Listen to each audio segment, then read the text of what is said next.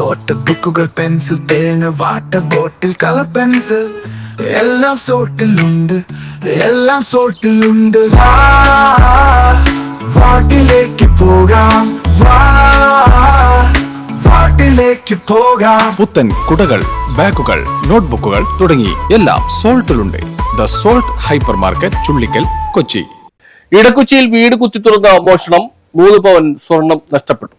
ഇടക്കൊച്ചിയിൽ വീട് കുത്തിത്തുറന്ന മോഷണം, 3 പവൻ സ്വർണം നഷ്ടപ്പെട്ടതായി പരാതി. ഇടക്കൊച്ചി സിയന്ന കോളേജിന് സമീപം കാണിച്ചുകുളം വീട്ടിൽ ഓസി ജോൺ, ജെസ്സി ജോൺ എന്നിവരുടെ ഉടമസ്ഥതയിലുള്ള വീട്ടിൽ നിന്നാണ് സ്വർണ്ണാഭരണങ്ങൾ മോഷണം പോയത്. വ്യാഴാഴ്ച അർദ്ധരാത്രിയോ പുലർച്ചെയോ ആയിരിക്കാം സ്വർണം നഷ്ടപ്പെട്ടതെന്നാണ് കരുതുന്നത്. 2.25 ലക്ഷം രൂപയോളം വില വരുന്ന സ്വർണ്ണാഭരണങ്ങളാണ് നഷ്ടപ്പെട്ടത്. വീടിന്റെ മുകളിലത്തെ നിലയിൽ ഡ്രൈവർ സുഭാഷാണ് താമസിച്ചിരുന്നത്. ഇയാൾ രാത്രി 10 മണിയോടെ ഉറങ്ങാൻ പോയിരുന്നു. രാവിലെ 7 മണിക്ക് എഴുന്നേറ്റ് നോക്കിയപ്പോഴാണ് വീടിന് അകത്ത് മുളകുപൊടിയും പുറത്ത് മഞ്ഞൾപ്പൊടിയും വിതറിയത് കണ്ടത്. തുടർന്ന് പരിശോധിച്ചപ്പോഴാണ് വീട് കുത്തിത്തുറന്നുള്ള മോഷണം ശ്രദ്ധയിൽപ്പെട്ടത്. തുടർന്ന് സുഭാഷ് പള്ളുരുത്തി പോലീസിൽ പരാതി നൽകുകയായിരുന്നു. താമസിക്കുകയാണ്. രാവിലെ ഇറങ്ങി താഴോട്ട് വന്നപ്പോഴാണ് മുറ്റം നിറയെ മഞ്ഞപ്പൊടി വിതറിയിട്ട് കണ്ടു.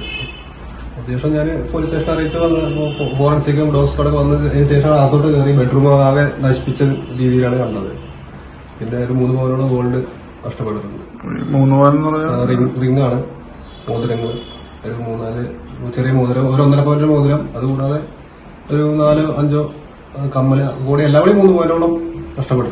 കിടപ്പുമുറിയിലെ അലമാര കുത്തിത്തുറന്നാണ് മോഷണം നടത്തിയത്. പോലീസും വിരലടയാള വിദഗ്ധരും ഡോഗ് സ്ക്വാഡും സ്ഥലത്തെത്തി പരിശോധന നടത്തി. കൂടുതൽ എന്തെങ്കിലും നഷ്ടമായിട്ടുണ്ടോ എന്നുള്ളത് ഉടമസ്ഥർ എത്തിയാൽ മാത്രമേ അറിയുകയുള്ളൂ എന്ന് പോലീസ് പറഞ്ഞു. പോലീസ് ശക്തമായ രീതിയിൽ അന്വേഷണം ആരംഭിച്ചിട്ടുണ്ട്. നേരത്തെയും ഇടക്കൊച്ചിയിലെ വിവിധ ഭാഗങ്ങളിൽ നിന്ന് സ്വർണ്ണാഭരണങ്ങൾ ഉൾപ്പെടെ മോഷണം പോയ സംഭവം ഉണ്ടായിട്ടുണ്ട്. ഈ കേസുകളിലൊന്നും തുമ്പ് ഉണ്ടാക്കാൻ കഴിയാത്ത സാഹചര്യത്തിലാണ് പുതിയ മോഷണം പോലീസിന് തലവേദനയായി മാറുന്നത്. News bureau, Palluruthy.